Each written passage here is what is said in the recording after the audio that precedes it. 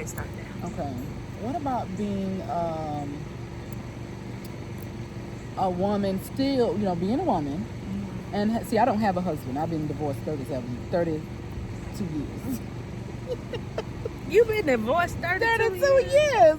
See, that's what everybody else says. You just yanked a grown woman out of a scenario. Okay, the age of a grown woman. So being how old were you when you got divorced? I know it was in 92. How old was I? I don't know. You got divorced in 92? Mm-hmm. You got married before we graduated? In 89, about 90, in 90. You did? How did I not know all of that? It was that fast. Okay. I didn't stay with him but that long. So that was your first and only husband? First and only husband. So what was your question? So how is it being a woman, self-sufficient and all that stuff, and being married? How do you maintain your... Well, you don't have to be individual, but what does that look like? To me, I tell my clients this is what I believe. When you read The Virtuous Woman, she was whole. Mm-hmm. She wasn't a housewife. Yeah. She was actually so good at managing her house that she graduated to hiring help, and she managed them. Oh, wow. So imagine, cleaning up your house and knowing how you like it cleaned and whatever you got going on, and you bring in people and you just managing. With her kids, she knew what was going on. She wasn't one of those parents who wasn't on top of everything that happened in her house. Mm-hmm. And she also found her creativity through her role in the house and she knew how to make belts. Oh. And she would make these designer belts and sell them internationally. So she was a businesswoman. Wow. And then it talked about how she would make money off of that and reinvest in other things. Mm-hmm. And then she worked with people like you do, very active in the community, helping other people, functioning with women less so on a yakety yak girlfriend, BFF type of relationship, and more on a how can I help you make your life better? Wow. And so really that's the blueprint for a woman. Yeah. And she had a husband, and her husband was doing well. Mm-hmm. And the Bible says he rose up and called her blessed, and her children he praised her, and her children called her blessed. So you managing things so well that your husband's proud of you. Right. Because you continue to function in who you are, even though you're a wife and even though you're a mom. Mm-hmm. You're not like saying, "Oh, I'm just a mom," because some women just like, "I'm just a mom," and they make it all about the kids. I mean, not even in a grumpy way. More so, and that's my mission. Yeah. So much so to when your kid's 18 and 21, you don't have no life. You don't know who you are anymore. Exactly. Some women do that with their husbands. Whatever he wants, whatever he needs from you, you 100% there, and then he leaves you. Yeah. When you're 50 and too tired to be out in these streets trying to meet somebody, if you feel, you know what I mean? If that's not ideal, that's not ideal.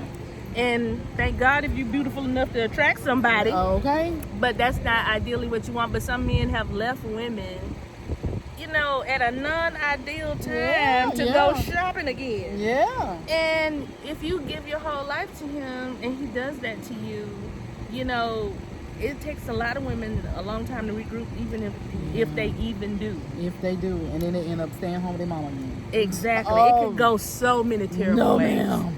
It could go like God said, you end up being a silly woman. Yeah. Where you got men running through your life, using you. Yes. Like you were just saying. And you just want some company. And you're vulnerable that way. Yeah. So my point is, if you never let anything stop you from wanting all that there is in you. Mm-hmm. Like you can meet a man, like they used to make men everything to us. Oh yeah, they used to make the bee's knees. Yeah, everything to us. But really what it is not denying yourself any opportunity to know every beautiful thing in you. When you know God and you know he made you and he put something great in you, and he doesn't tell you what it is, he make you dig for it. But you get so excited that it's in there that you want to dig for it. So then every spare moment you got, you like, I got to spend some time with me. I'm digging for something. Kids, I got you to bed. Okay, mama needs some me time. I'm digging for Yes, something. yes. Husband, I'm okay if you want to go see your mom without me this time because I need some time to dig for something. And then when you get to that time when your kids are gone, your husband may still be with you, but you still know how to have a life on your own. That's right. And if he does leave, you know how to have a life on your own. Yeah. And you've built something that's for you. Yes, right. When you pour into all your kids completely, they walk off with that. They walk off with it and give it to somebody else too. Give it to their spouse. And I got so many clients who do that. But my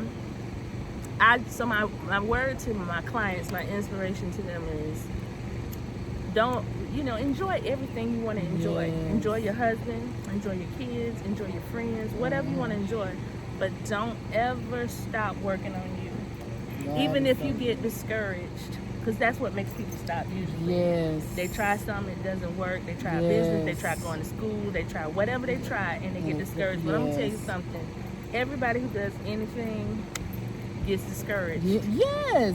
It's a matter of just getting back up and trying another Anything worth day. having or doing and that's going to stick is not going to be easy. And you know why? I feel it's not easy because you have to learn. You know, when you make a mistake, you learn, okay, now you know what to do or what not to do. So if you just keep going. That's so key. You learn what not to do. If you tell God you want anything, He just gonna take you through all the processes. I don't know what Did you get him? I got him. I want to make sure his cousin was crying. Thank you. Yeah, I don't know what he was. Okay, we're gonna check it. You see anything? I don't think we good. We good. I Okay. was like, what the heck? Okay. What did he look like? I ain't gonna even tell you. Okay. I ain't gonna even tell you. We will leave right now. Okay. You want to leave? He look like scary, but it's all right. Wow, go? we good. Okay. I think I gave him whiplash. Okay. Woo! So yeah, being loving us, and loving us means not letting nothing stop you from doing what you gotta do for you. That's right. That's right. And so I have another question for you. So what is something that you would tell, going back if you was a little girl and you could tell you right now, what would you tell you, or what would you go back and tell the little girl? You can do it either way. What would you tell the little girl, or what would the little girl tell you? What would I tell the little girl? What advice or what inspiration would you give the little girl? When I think about myself as a little girl, I would do it. I would really love it if I could have raised me. I was a perfect child. I truly was. I'm not even trying to be funny. I just think I knew in my heart I used to always want to be good, and I used to want to be pleasing, and I thought I could. Yeah. And I loved people who rewarded you for good behavior, good effort. I live for that kind of stuff.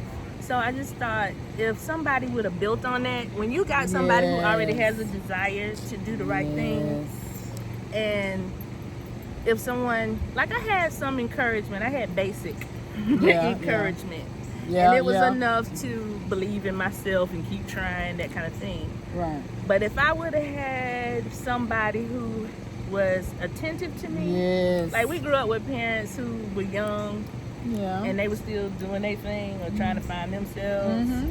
And when you have that kind of situation, everybody kind of chips in and helps out with that kid. Right. My grandparents were there for me and created a stable environment. But I needed a lot of nurturing. I wish I would have had a lot of nurturing. So what I could have told, if I would have told myself something, I would have been like, no matter what, you really got something. Keep believing in yourself. If nobody else is approving of you, that's not always a signal that you're not doing good. That's just people. That's what I think. They don't know what you need. They don't know what we need, and we couldn't voice that as children what we needed. We couldn't voice that. We didn't have we couldn't articulate, I just need a hug. Could you just tell me that I did good? Or could you tell me something to help me in my next life? That's one thing I really liked about my dad. even though he was an uneducated man, and he used to give me parables. It used to be so funny. It was so funny, but Would you figure him out? I did figure him out. Like one day, my dad said, and this was a very good lesson to me about hanging with the wrong crowd. I had some friends, they used to do all kinds of stuff. But they was good to me. They were friends. They was good. They was there for me. I was going to college, and the children they would make sure my children ate, and my house was clean, and all kind of stuff in there. It was in the project. So my dad came over one day, and he says, "You know what a school of fish is?" I said, "Yeah." And then he said, "You see, dolphins fishing with, swimming with dolphins, and goldfish, and catfish, and everything. Just you never see anything out of place." I was like, "Yeah." I never understood.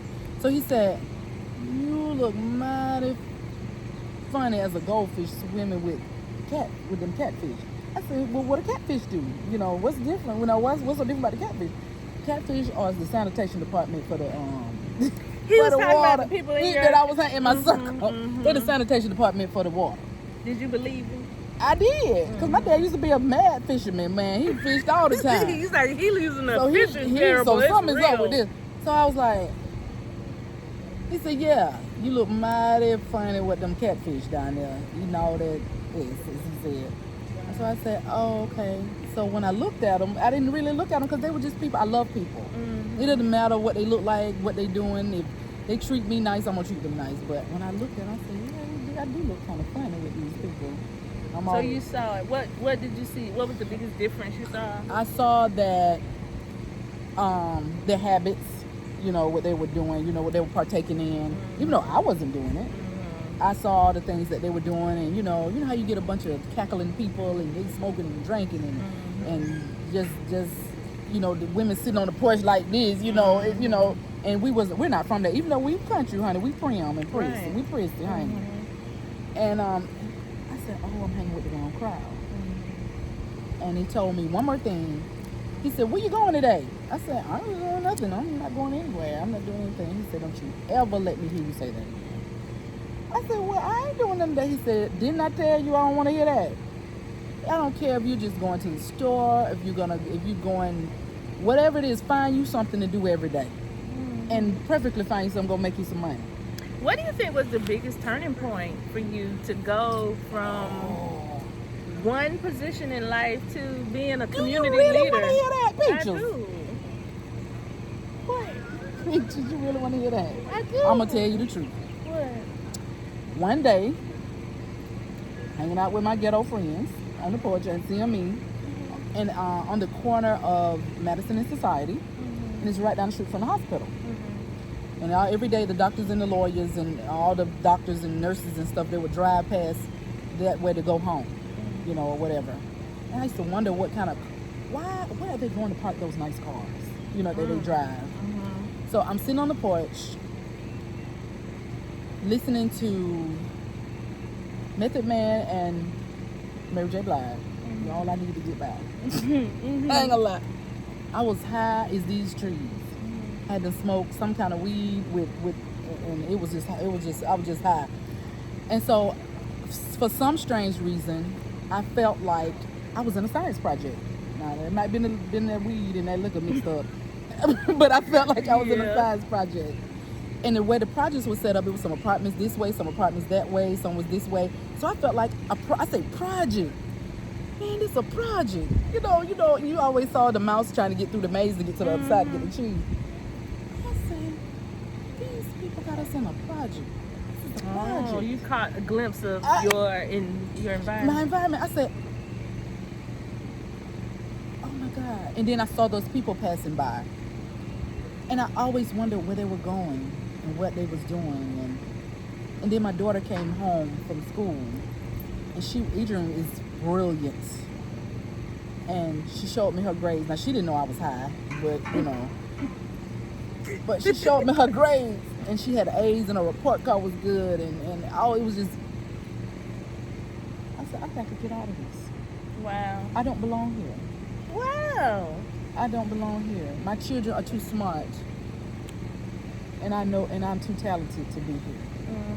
And that was the day that changed my life, because you came to yourself. I came to myself. I knew that I didn't want to be here no more. I didn't want to be high I no more. I didn't want to, because I was drowning in my misery from my past telling me I wasn't going to be in anything, and you're not going to amount to anything anyway. There's no need of you trying because you've already messed up.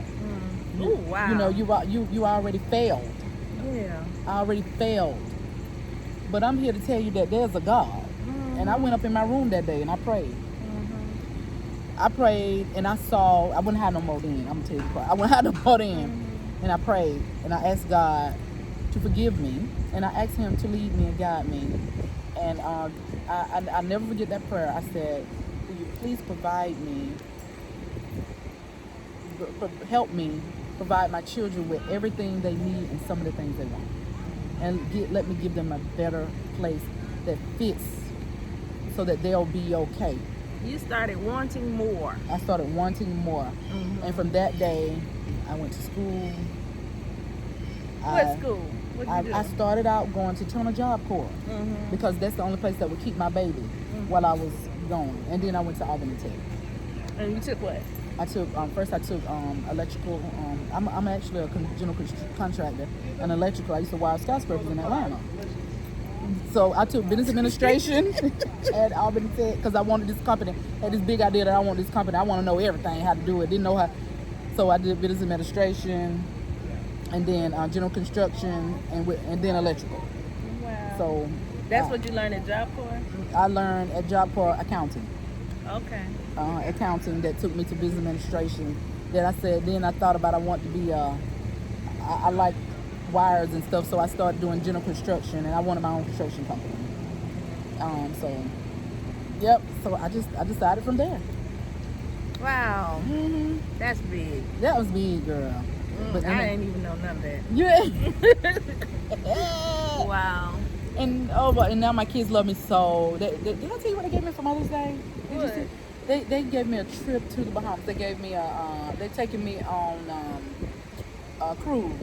That's what I want to do for my mom. How did it feel to get it? We haven't went yet. We're not gonna go until September. But they gave me that, some luggage, and they got my passport. I went. They set the appointment, and it was wrapped up like Willy Wonka in the chocolate factory. It had a big, pretty gold, pretty whatever, with this luggage, and then I opened it. And it just felt so good. I just felt like, thank you, God. They know what I did. They know, this wasn't. They were appreciating. They appreciate me so. Because I tell you, when they got their houses, they didn't have to worry about anything. All the furniture. You did that for them? Yeah. But I ain't do nothing but save their money. They used to pay rent. Y'all better pay this your light bill. I saved it all and I furnished their house. Oh, that is so inspiring. I'm sure parents out there thinking, yeah, that's something I want to do for my kids. Yeah. That's beautiful, Tracy. Thank you. So when they gave you the cruise, what did it feel like? You said it felt like they really understood. No, it felt so good that they would think about me. They had went on a cruise, and I told them, y'all ain't take me on no cruise. Y'all left me, and I didn't know they had already planned for me something later on. I didn't know, so it just felt good that. I feel good that I done raised them up enough to take care of themselves and they can do something for me. Because the sacrifices was great. It was real great. That's awesome to raise somebody who can actually give back. Amen. Not just sustain, but give back. That's beautiful. High five. High five, sister. And I'm glad, I'm going to tell you something about you. I always have admired you. You are such a queen to me. I see you, and I'm so proud of you and your husband. And I haven't never been to your house or whatever, but in my imagination, I see just all good things. Yeah. All your good things, and I'm so proud that this is a humble place, and this is a place where you grew up right here. I mean, I remember the days in this house and listening to Vince had us listening to Dolomite, and I remember happy times. I didn't understand living down here with all old McDonald's animals. I couldn't see it. It was just too much for me. I was a city girl, you was a country girl, but man, I don't know your journey because we had years that we didn't talk. But I was ashamed to be around you after I had got pregnant, got around you. I didn't. You notice you didn't see me anymore because I just felt like you felt the same way. Not saying you even said anything, but oh man, you could sing. I said, oh, she's so pretty and she can sing. but we were very close. Yeah. And I'm so proud of you. I see you on Facebook. Look at girl. Go ahead, girl, honey. You know how to make a. I'm seeing you with them. You changed some hair, girl. You know how to. You can get them right. Thank you. And that's such a talent. That's such a talent that you have. That I'm very proud of you. I really am. Thank you, Tracy. Yeah, you my girl. And you know what I like about this? I'll tell you the truth. When we were little, I used to love you. Because I didn't have a sister. And I used to long for that sister kind of situation. I did too. And when I would come around you, I would be so happy because you were like a sister to me. We were the same, you know, kind of around the same age. Mm-hmm. And I always felt like, you know, things. Well, my mama and your mama had their relationship. They cousins and everything, but it was a lot of stuff. Yeah. And it kind of fell on us. Yeah. And I always kind of felt like we could never just be free Yeah. to like each other the way we liked each other because it was a little bit of their stuff mixed in. I wish we could have went to the skating ring and all that, but anyway, go ahead. And I just, you know, certain things happen. I think when you got pregnant with Adrian, that hurt my feelings because, you know, it was sterile. Yeah. And I didn't know if you didn't like me when that happened. I thought sometimes like your mom didn't like me sometimes, but I didn't think you didn't like me. And when that happened, I thought you didn't like me. No. And it was really hurtful. I felt the same way. I was like, she's gonna look down on me like everybody else. So I was ashamed. I wasn't mad or anything. I was just like hurt that we couldn't be what I wanted us to be as cousins. But the beautiful thing is, you're right, we went years and we didn't talk. And when I see everybody as adults, my hope is, you know, who are you now? Yeah. Because I really don't think a person is the same person that they they are. never I are. hope they're not. Right. Because, you know, life should grow us up. You do grow. Mm-hmm. And when I look at what you're doing, I said she couldn't be doing this and not be a big thinker. You know, you couldn't think small or you couldn't think petty and be the person that you are. And so that's what draws me to you. And I love the fact that when I heard it, I see what you do, and I just try to figure what way can Tracy and I connect. Oh man. And I said, purpose. You know, we're in family. We got this rich family history. Yeah. You make videos. I love that same type of thing. Yeah. And if we come together on this, we will make history because nobody will have to wonder who we are. Yes.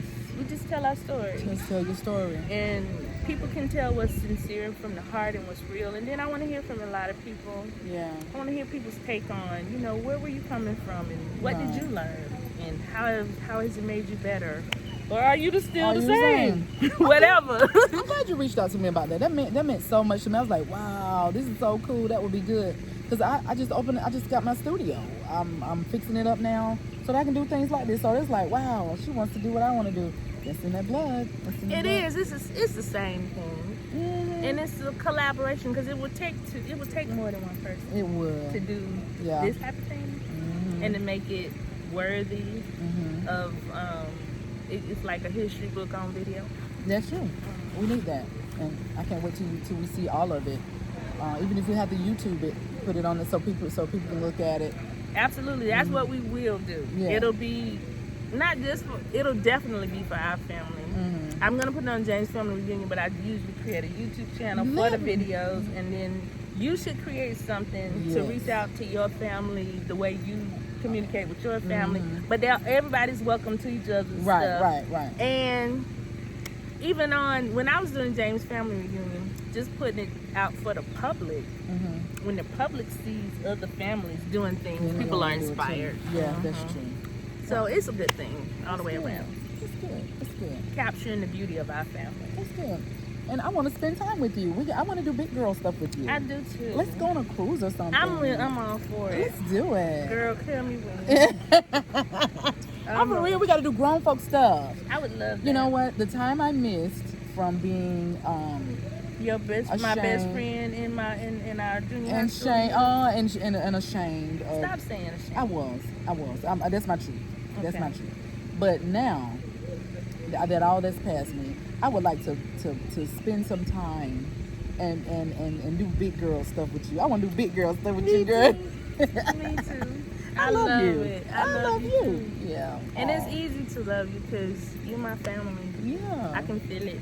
Yeah. And it's something that we need to bring. It might be us to bring that family time. That's together. what I think too. I really do. It's our generation showing our version of how you live through difficulties. Yeah. How you cope with all that stuff that adversities, obstacles, put everything. people at odds with each other. Even that's just a whole nother book. Right learning how to love, like learning how to love, learning how not to do things that make people feel unloved, learning how to do things. Love in your hair, whoever them things is, they love in your hair. They are. On me. Let's Please, move. Did the band stop? So that's some good footage right there. Okay. So from here we're gonna go and capture what we can capture. Cause we scared of them things that keep from crawling other around. people. That's our cue. Okay. I ain't got none on me in my head. They like What it's like is a it red, look? it's like a spidery big cricket, a cricket spider thing. No, Okay. It's a cricket spider thing. what about me? I Okay, let me look like look a at tree. him. Let me make sure. Okay. You good? Okay. Everybody looking at me thinking I'm a tree. Girl. Cause I'm like, now you keep coming.